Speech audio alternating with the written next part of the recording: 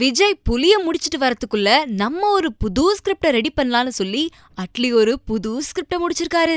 ஆனா அது இவரு டைரக்ட் பண்ணல, இவரோட அசிஸ்டன்ட் டைரக்ட் பண்ண. கதை புதுசா இருந்தாலும் ப்ரொடியூசர் புதுசு இல்லங்க. ராஜா ராணி படத்தோட producer the next big films Shanmugam sir தான் இந்த படத்தையும் ப்ரொடியூஸ் பண்றதா இருக்காராம். கதை கேட்ட உடனே ரொம்ப இம்ப்ரெஸ் ஆயிட்டாராம்.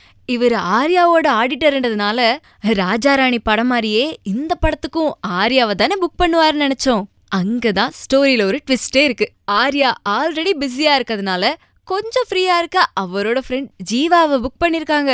அட்லி ஸ்கிரிப்ட்ல அவரோட அசிஸ்டன்ட் டைரக்ட் பண்ண போற இந்த படத்துக்கு ஜீவாவோட ஜோடியா ஸ்ரீதிவ்யா நடிக்கிறாங்க.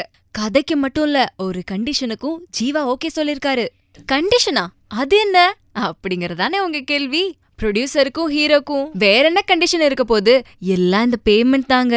இது வரைக்கும் வாங்கிட்டு இருந்த சம்பளத்தை விட பாதி சம்பளத்துக்கு தான் இந்த படத்தை ஓகே பண்ணிருக்காங்களாம். என்ன ஏதுன்னு விசாரிக்கும் போது ஏதோ மார்க்கெட் பிரச்சனைன்னு சொல்றாங்க. நல்ல வேலை ஃப்ரீயா தானே இருக்கீங்க ஜீவா, ஃப்ரீயா இந்த படத்தை பண்ணி கொடுங்கன்னு கேட்காம விட்டாங்களே.